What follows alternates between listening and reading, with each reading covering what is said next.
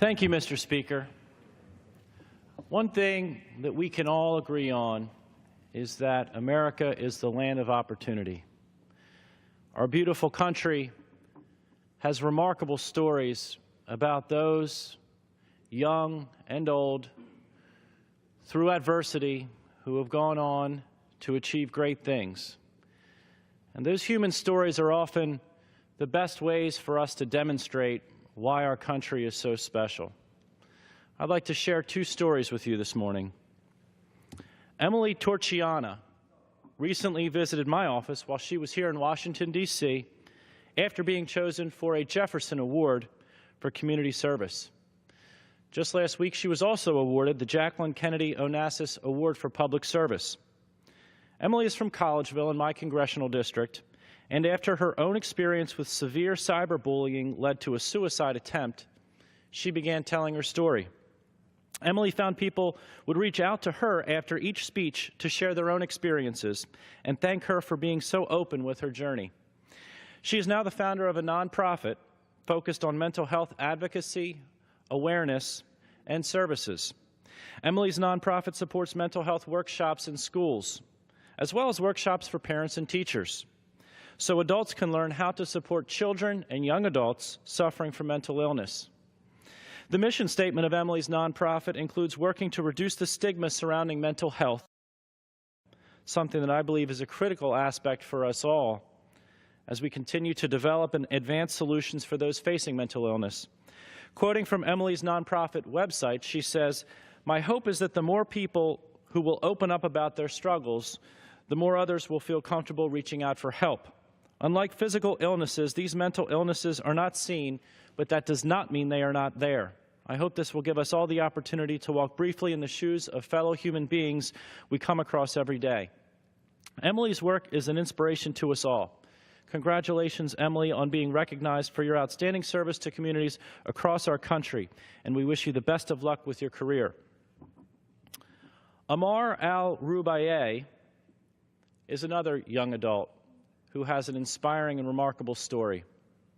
A reporter in my congressional district recently shared Amar's story with me, and I wanted to take a moment to share a story about opportunity, hard work, and a young man fulfilling his dreams.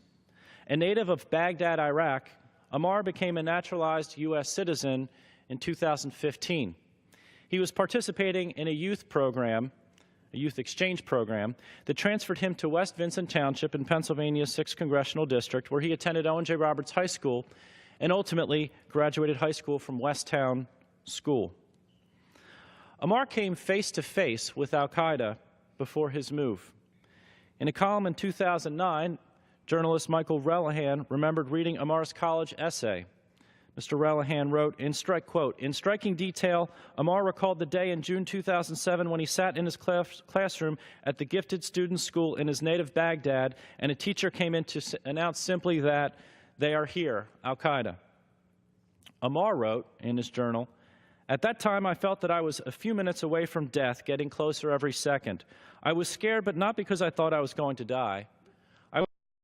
Because I was thinking about what might happen to my family when they heard that I got killed.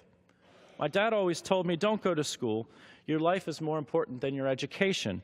But I never listened, and I always argued with him because I believed that my education was important enough to take the risky chance.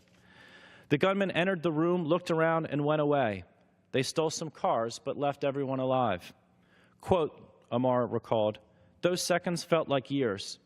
They were the longest seconds in my life." Here's the great part of the story.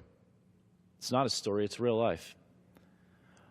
Amar was granted political asylum, and in 2013 he graduated from Bard College and has since completed medical school, moving on to a career to help others and improve their healthy lives.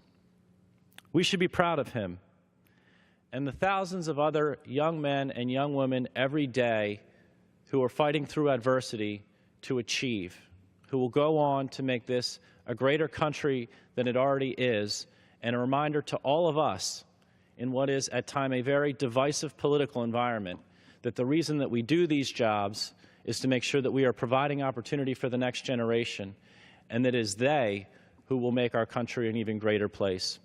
And it is their achievements that is the cornerstone of our country, and a great reminder to all of us that we are a special country with special people doing great things every single day. Mr. Speaker, I yield back.